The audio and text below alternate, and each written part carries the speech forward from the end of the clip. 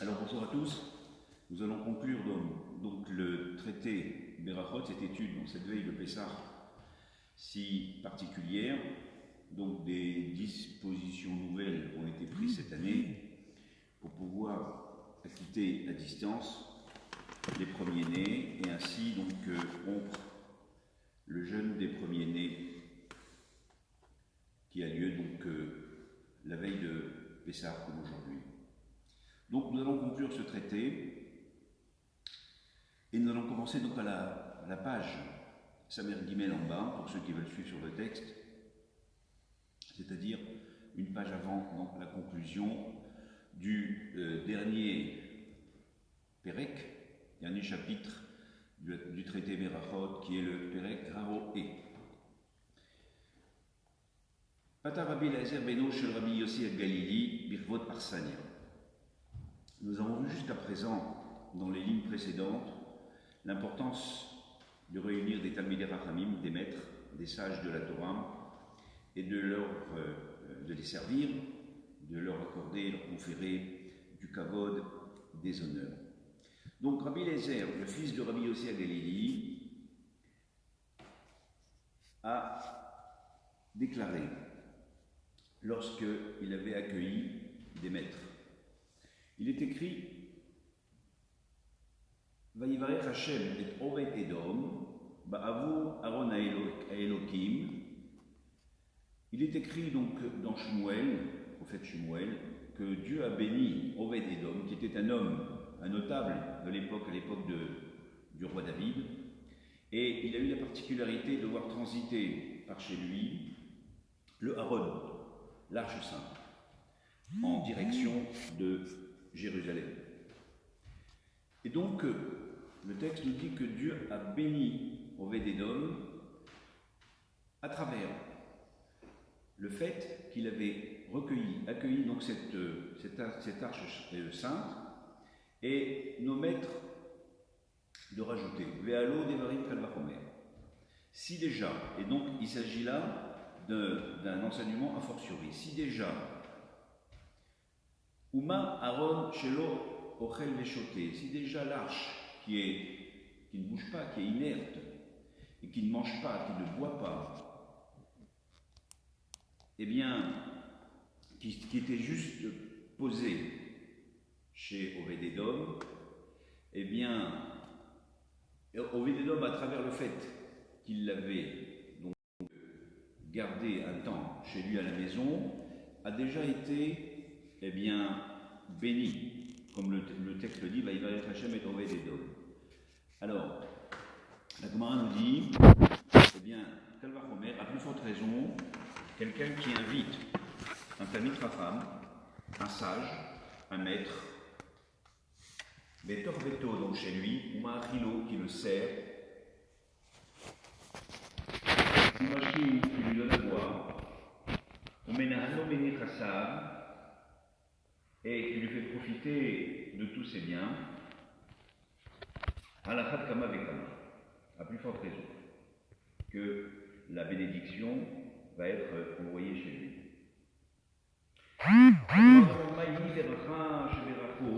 Quelle est la bracha qu'a reçue Oved Edom? Elle nous dit, Bar Zevida, fils de Zevida, Zochamot, c'est Chamot, sa femme s'appelait Chamot, et Shmona Kalotea, et ses 7 belles-filles, chez Yaldou Shisha, Beker et Sephad, qui ont eu cette bénédiction d'engendrer, d'accoucher des sextuplés, littéralement. C'était une bénédiction. Chez Nehema, comme il est écrit, Paoltai Hashemini, Paoltai était le huitième enfant, Urtiv, et il est écrit par ailleurs, Kiberacho Elohim, car Dieu l'a béni, Kol Enem Ibene Oved Edom, Hemma, c'est tout cela, les enfants de Oved Edom, qui sont cités là-bas dans le texte, ou Benem Be'achem, les enfants, les frères, Anche Chaim, qui étaient valeureux, des personnes valeureuses, Bekoach la Avoda, la Shisha, Shishim Ushnaim, les Oved Edom. Ce qui faisait au total, eh bien, 62 enfants qu'il a eus, puisqu'il suffit de multiplier donc, les 9 belles-filles qui ont eu effectivement 6 chacune, donc ces belles-filles, donc ces enfants de Obed-Edom, qui ont eu donc 6 enfants chacune, ce qui faisait donc 54, plus les 8 qu'avait déjà Obed-Edom, ce qui fait 62. Donc on voit l'importance d'accueillir, de respecter les Talmidei Chachamim, les maîtres de la Torah. Amar Rabbi Avin Halevi, on poursuit toujours avec les enseignements de Rabbi Avin, même si nous avons l'impression que les sujets ne sont pas exactement les mêmes, mais souvent dans le Talmud, lorsque on cite les enseignements d'un maître, eh bien on rapporte d'autres enseignements du même maître. Amar Rabbi Avin Halevi, Rabbi Avin Halevi a dit, Kol adochek et sha'a dochakato. Tout celui qui repousse l'heure, eh bien l'heure le repousse. Qu'est-ce que ça signifie? C'est-à-dire quelqu'un qui n'attend pas son jour, qui n'attend pas son heure, plus exactement, et qui veut précipiter, qui veut brûler les étapes, eh bien le temps se dérobe devant lui. Il ne parviendra pas à ses fins. Même s'il était prévu qu'il obtienne quelque chose, mais quand on est trop empressé, eh bien on ne parvient pas à nos fins. Il y a plusieurs exemples, évidemment, et notamment Rachid qui va nous dire l'exemple de Absalom, dont il va être question dans quelques minutes par ailleurs. Absalom, le fils de David, qui aurait pu effectivement régner, mais qui a voulu brûler les étapes et qui a mal terminé. Alors, et bien d'autres également que nous voyons, la Gemara nous dit par ailleurs dans un autre traité, quelqu'un qui fait tout pour s'enrichir et qui ne parvient pas parce que ce n'est pas encore le temps pour lui, bien, ne va jamais s'enrichir en réalité, et même ce qu'il a, il va le perdre. Nous connaissons de célèbres personnages dans l'histoire qui effectivement donc n'ont pas attendu leur tour et ont voulu brûler les étapes, supplanter les personnes qui étaient en exercice par exemple, eh bien, et qui ont tout perdu finalement. Nous avons l'exemple de Haman, par exemple, à Purim. Nous avons l'exemple de Korach et bien d'autres encore, qui ont tout perdu parce que potentiellement ils avaient peut-être la possibilité d'avoir un poste de choix, mais n'ont pas attendu leur heure. Donc, tout celui qui court après l'heure, littéralement, eh bien, va voir le temps, l'heure se dérober sous ses pieds. Par contre, tout celui qui, ayant vu arriver son heure, a la possibilité d'accéder à un poste, à une responsabilité, et qui cherche plutôt à sursoir, eh bien la Gemara nous dit que Sha'an idachat nipana. Eh bien, effectivement, c'est l'heure qui va finalement faire bénéficier de ses prérogatives. Et la Gemara poursuit, le Talmud poursuit en nous disant Midé Rabba et Rabbi Yosef. On l'apprend notamment d'une histoire entre Rabba et Rabbi Yosef. Des Rabbi Yosef Sinaï, des Rabba Oker Harim. Rabbi Yosef était considéré comme Sinaï, il était appelé Sinaï. Qu'est-ce que ça veut dire Sinaï? Comme le mont Sinaï, c'est-à-dire qu'il avait une connaissance encyclopédique, à l'instar de ce qui a été donné sur le mont Sinaï. Mais Rabba, Oker Harim. Rabba était plutôt appelé Oker Harim, celui qui déracine des montagnes, c'est-à-dire que plutôt que des connaissances encyclopédiques, eh bien, il avait plutôt des facultés de ce qu'on appelle le pilpoul, c'est-à-dire la controverse, la discussion, essayer de démonter, de décortiquer, d'analyser avec précision eh bien, les différents textes. Et donc, la question se pose d'une manière générale, vaut-il mieux être un Sinaï ou vaut-il mieux être un Oker Harim? Les deux sont importants. Un moment, à leur époque, donc à l'époque de Rabbi Yosef et de Rabba, Etzricha lehu sha'ata. Il y avait besoin de nommer un Rosh Yeshiva, un responsable, un grand maître, grand rabbin, de l'époque, de là où ils étaient. Shalchou le Hatam Sinaï, Veokerarim. Et puis, on s'est mis à rechercher la bonne personne qui convenait. Et puis, la question s'est posée à ce moment-là de savoir s'il fallait plutôt une personne qui soit Sinaï, c'est-à-dire une connaissance encyclopédique, qui connaît beaucoup de choses, ce qui peut rendre bien des services, ou alors plutôt quelqu'un qui soit en Okerarim, comme on l'a dit, quelqu'un qui pratique le pilpoul, l'étude du Talmud, essayer donc de décortiquer, d'approfondir les différents sujets. Lorsqu'on parle de Sinaï, on peut considérer également c'est la limpidité de la transmission de l'étude telle qu'elle a été donnée au mont Sinaï également. Ezemehem, donc qui fallait-il choisir finalement? Kodem. À qui fallait donner la préférence? En fait, fallait-il choisir entre Rav Yosef ou Rabat plutôt, entre Sinaï ou Okerarim. Shalechol ou Sinaï Kodem, et puis il a été décidé que c'est Sinaï qui devait l'emporter, d'accord? Chez Akol Srichim les Marechatia, parce que tout le monde a besoin des Marechatia, c'est-à-dire donc de blé. On parle de blé, c'est-à-dire amasser du blé. Là, c'est en l'occurrence amasser des connaissances, de grandes connaissances, c'est-à-dire pour pouvoir répondre à des questions les plus nombreuses, puisque la connaissance est bien plus étendue lorsqu'on est considéré comme étant un Sinaï. Afal Piken, lo kibel alav, Rav Yosef. Eh bien que c'était Rav Yosef qui aurait dû donc être désigné, puisqu'il lui représentait le Sinaï, eh bien finalement il a quand même repoussé. Il a laissé sa place à Rabat, qui était plutôt le Okerarim. Des Amré, les Chaldéens. Les Chaldéens, à l'époque, avaient quelques pouvoirs de voyance, on dirait aujourd'hui, lui avait dit Malart Tartin Shanin, qu'on lui avait dit qu'il allait donc régner, entre guillemets, c'est-à-dire être responsable 2 ans, et puis après il allait mourir. Et donc il a laissé la place, alors pas seulement parce qu'il voulait vivre plus de temps, puisque s'il prenait son poste immédiatement, 2 ans après, il allait mourir. Mais également pour laisser la place, même si c'était son tour, même s'il était désigné, même s'il avait réuni les conditions pour être nommé, eh bien, il a laissé sa place à Rabat. Et donc, la Gemara nous dit Malach Rabat Esrim Vetartin Shanim. Rabat a occupé donc ce haut poste, pendant 22 ans. Et ensuite, Malach Rav Yosef, Tartin Shanim ou Palka. Et Rav Yosef lui a succédé, donc 22 ans après, il a attendu 22 ans. Et donc, il a occupé ce poste pendant donc 2 ans, ou Palga, et puis il a quitté ce monde, comme il avait été prévu.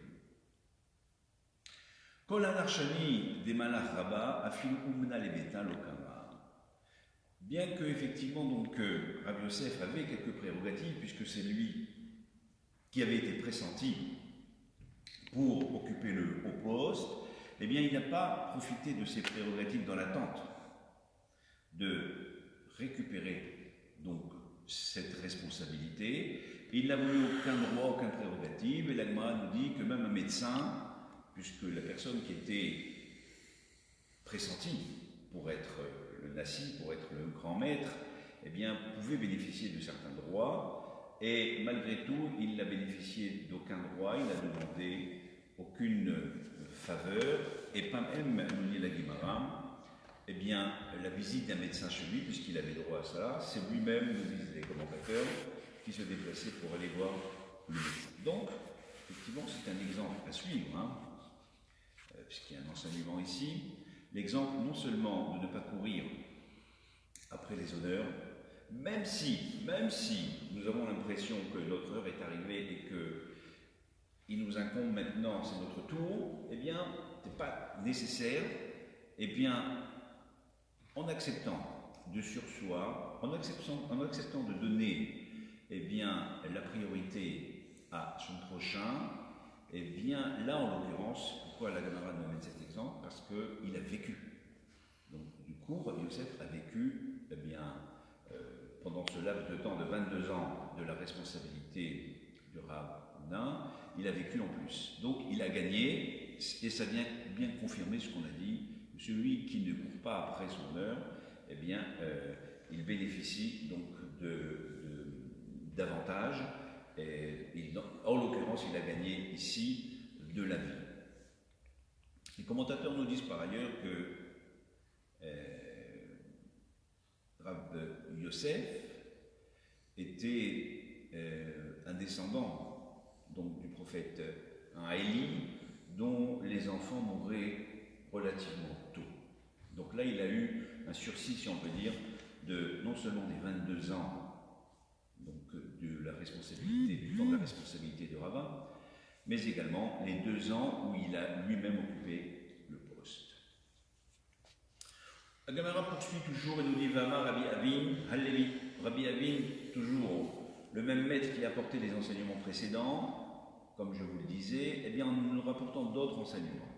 Maïdirtiv, quelle est la signification du pasouk, Télim que nous connaissons bien, que nous lisons tous les jours, et surtout en ce moment, nous lisons ce Télim, le Télim 20, la Nasser Mizmor le David, Ya'ancha Hashem Beyom Tzara, Yesagefra Hashem Elohei Yaakov. Ya'ancha Hashem Beyom Tzara, Dieu te répondra le jour de la détresse. Yesagefra Hashem Elohei Yaakov, le nom du Dieu de Yaakov t'élèvera. La Gemara demande Elohei Yaakov, Elohei Abraham Yitzhak. Il s'agit bien du Dieu de Yaakov. Pourquoi ne pas citer plutôt le Dieu d'Abraham et de Yitzhak, comme on le fait par exemple dans la Hamida, Elohei Abraham, Elohei Yitzhak, Elohei Yaakov. Et la Gemara répond Mikan le Baal Akora, Sheikanes Ba'aviyah Shel Korah.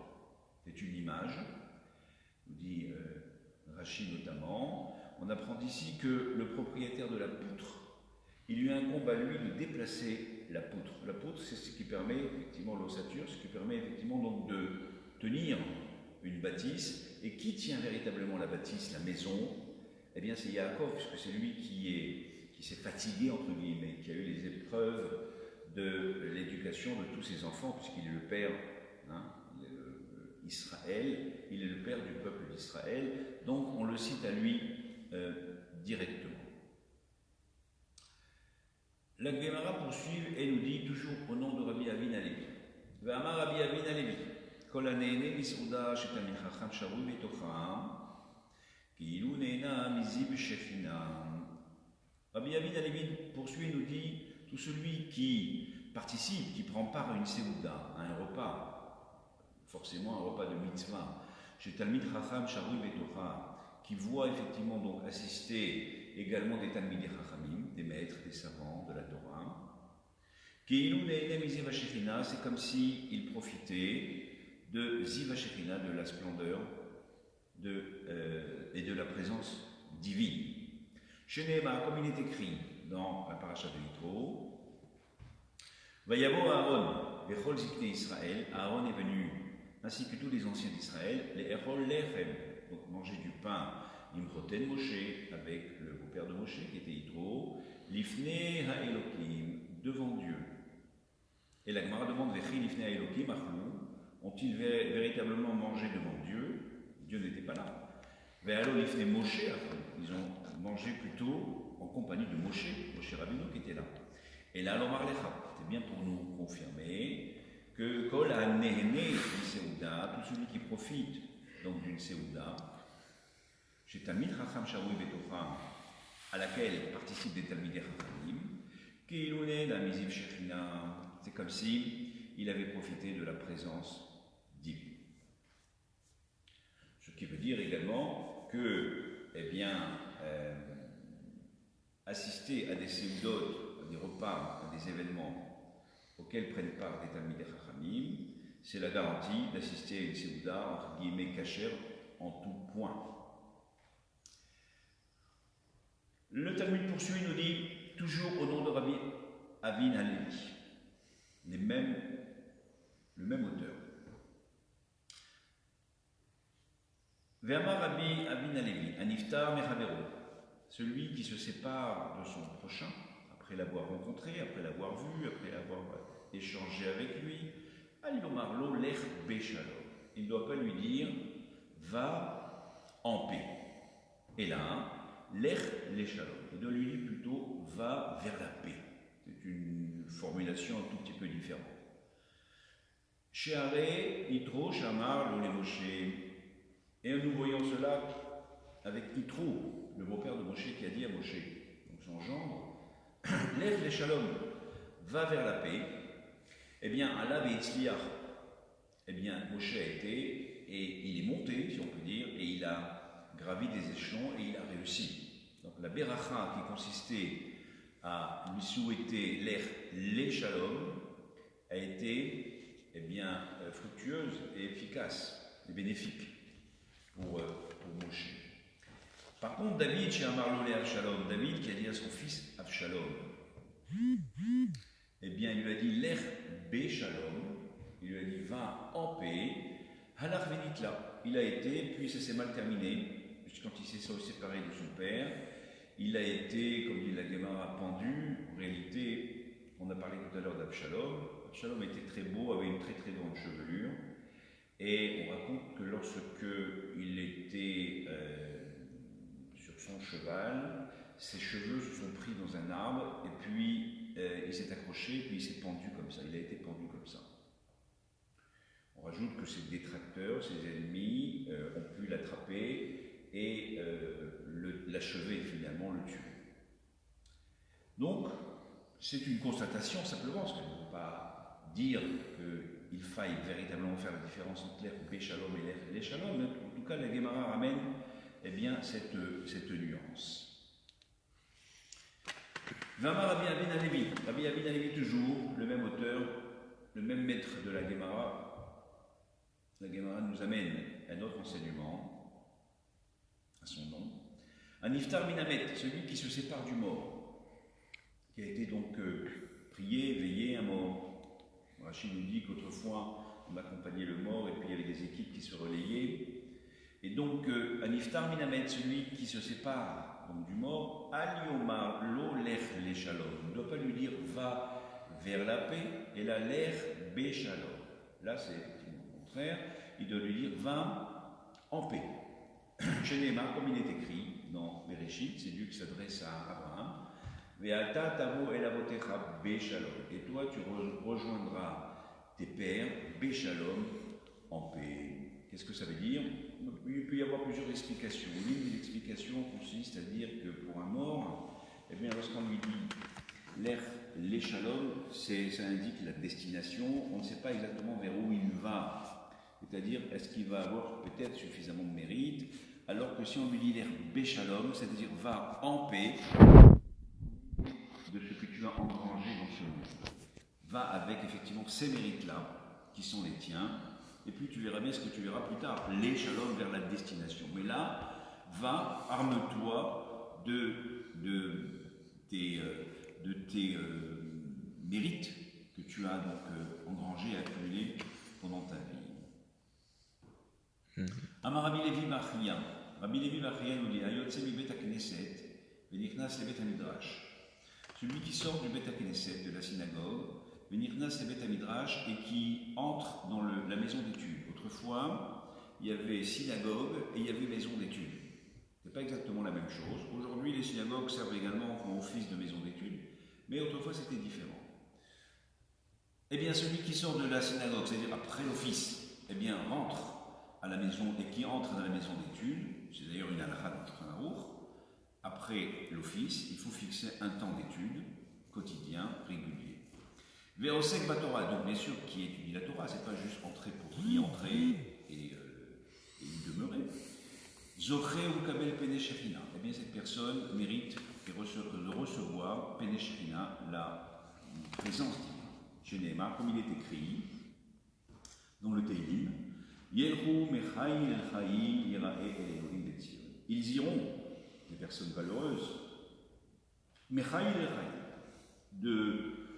de succès en succès, on peut dire, de niveau en niveau, Yirael Elohim Betzion, et puis ils mériteront donc d'être vus voir Dieu, Betzion, assis à Jérusalem, au Beth Amikdash, par exemple.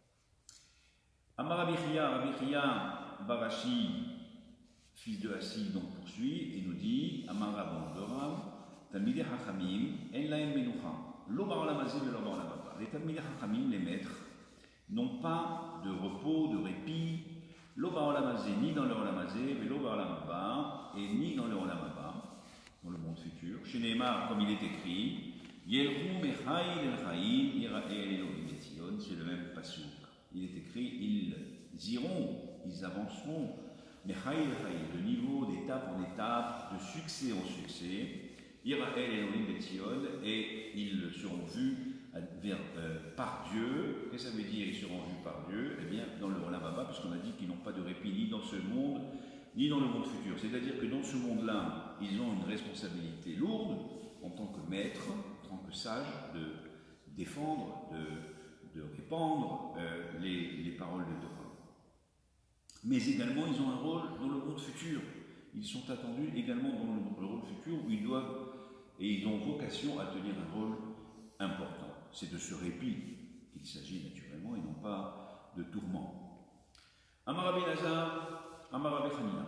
Nous arrivons donc à un texte que nous lisons également tous les jours, et c'est la conclusion de la Gemara.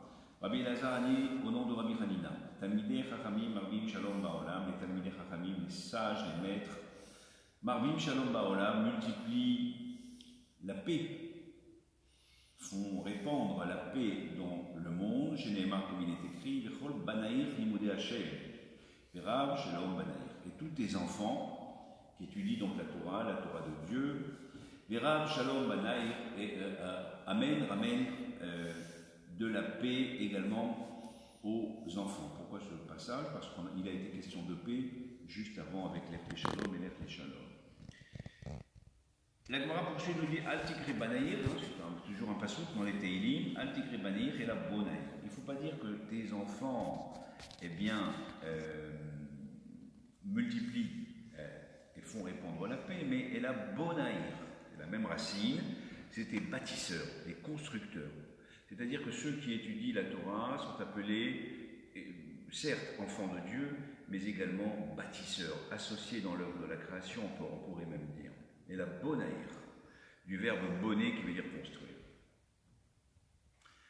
Shalom Rav Leohavé Torah Techa, beaucoup de paix donc pour ceux qui aiment ta Torah. Ve'el Amo Mirchol, et donc tous ceux qui aiment ta Torah ne rencontreront pas d'entraves, d'embûches, de pièges. Yehi Shalom Becheler, que la paix règne Becheler dans tes appartements, dans ta demeure. Cheler, ça peut être également une petite muraille qui est avant une grande muraille. Shalva Be'amenotaïr, que la shalva, que la sérénité règne dans tes palais. Les ma'an achai ve're'ai adavran shalom ba, pour mes frères et mes amis, eh bien, je vais promouvoir la paix. Les ma'an bet Hashem Elokeinu avak shatovlar, pour la maison de Dieu, le Bet Amikdash, avak shatovlar, je demanderai le bien. Et enfin, Hashem ose les amoïten, Hashem va donner de la force, de la vigueur à son peuple.